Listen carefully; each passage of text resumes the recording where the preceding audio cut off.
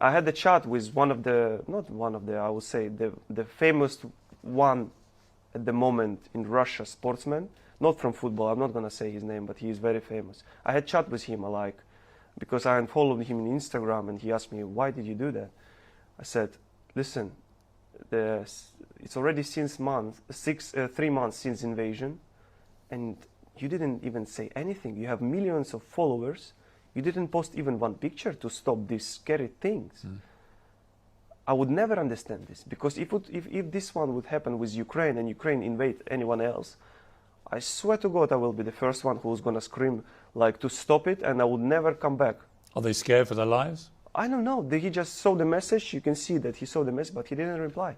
I mean, I guess a lot of them would say that they feel in fear of their lives because Putin has killed people who've stood up against him in this war. Well, I'll tell you, I'll give you another example. There was one player, ex-player.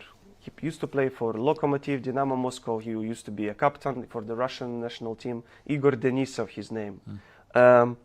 He gave one interview. The way he was talking, like how bravely it was, he just said, listen, if I would be a still player, current player, after 24th of February, I would retire. Really? Well, the way he was talking, and what's happened with him? I didn't even hear anything to him. He is in prison, or this is example. This is a poor example. The guy with the big balls, talking in front of the people, in front of 140 or how many millions they have. Incredible stuff. And this is the normal reaction from normal people. But unfortunately, there is not many of them. We've seen some Ukrainian athletes, sports people, now refusing to shake hands with either Russian or Belarusian athletes.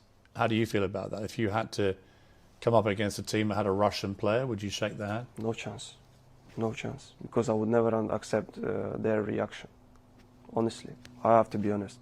Do you think it's cowardly, the lack of reaction? I totally agree with this reaction.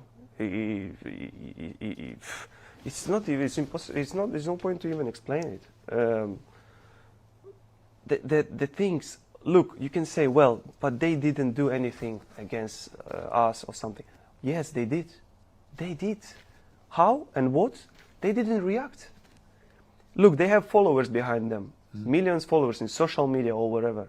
They have a lot of chances to speak out to the people which is following them. And if you have, let's say, 10 million followers in Instagram, and you post I don't know, one picture like "stop it," just black phone, stop it.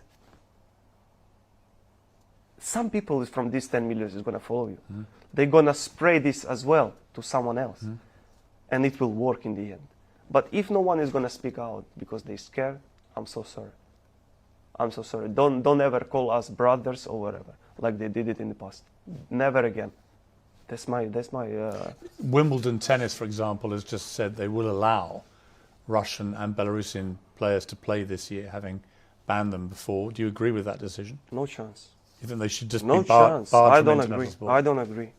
On that, I have one of the Ukrainians which don't like to see them on the highest level in any sport. So they should just be. Exactly. And do you think both countries, Russia and Belarus? For sure, 100%. They shouldn't be allowed to compete. Shouldn't be allowed. Why? Because how many bombs and rockets been sending from Belarus? How many? Listen, I'm not political. No. I didn't understand anything about it. I don't understand, and I would never understand it because this is not my area. But this is not political. It's life and death. This is war. And they're talking about don't put politics in sport. This is not politics. This is war. Guys, you don't do anything to be, I'm not saying on our side, on the justice side. Yeah?